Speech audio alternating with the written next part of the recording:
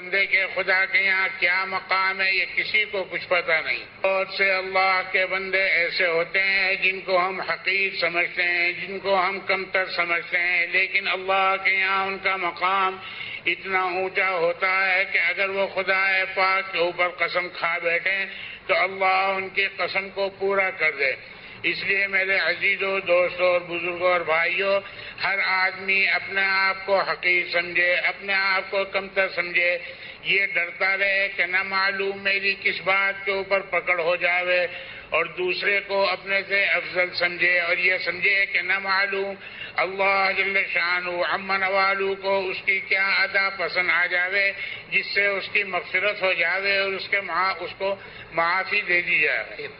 معاملہ اللہ کے ساتھ ہے، بندوں کے ساتھ معاملہ نہیں ہے۔ ہر آدمی کو خدا کے سامنے کھڑا ہونا ہے، ہر آدمی کو اپنی پوری زندگی کا حساب دینا ہے، اور ہر آدمی کو اپنے کیے کا جواب دینا ہے۔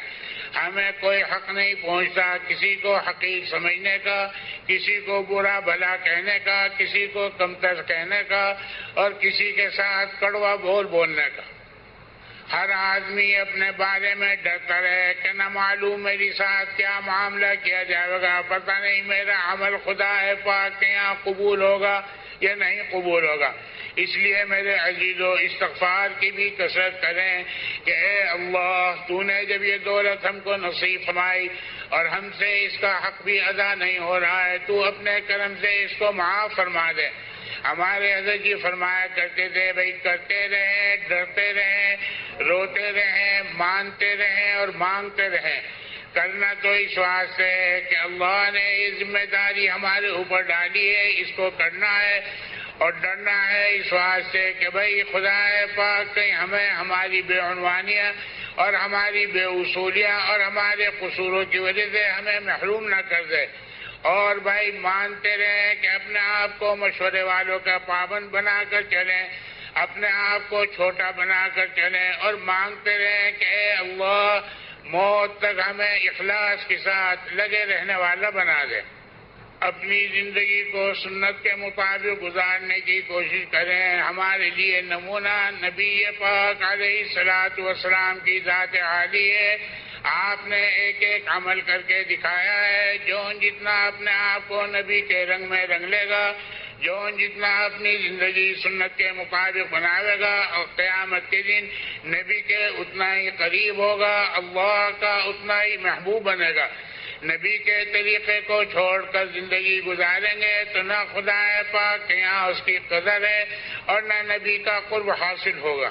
ساتھ ساتھ ہر آدمی اپنے انفرادی معمولات کو بھی اہتمام سے پورا کرنے کی کوشش کرے۔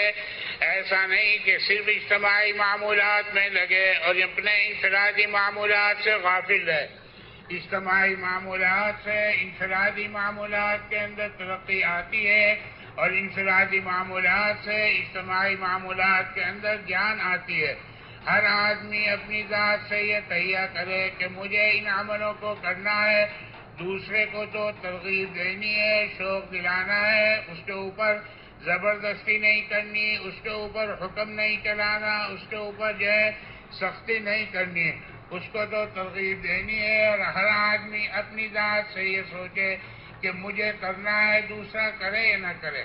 اپنی ذات کے ساتھ تسبیحات کو پڑھیں، اپنے اللہ کے ساتھ تعلق کو پیدا کرنے کے لیے عبادات کے اندر اہتمام سے نماز سے لگیں، اپنے اللہ کے ساتھ تقرب حاصل کرنے کے لیے یہ صفات ہمارے اندر ہوں گی تو پھر انشاءاللہ خدا پاک کی مدد شامل حال رہے گی، اور یہ سارے اعمال کرنے ہیں اللہ کو راضی کرنے کے واسطے، جس کو اخلاص کہا جاتا ہے۔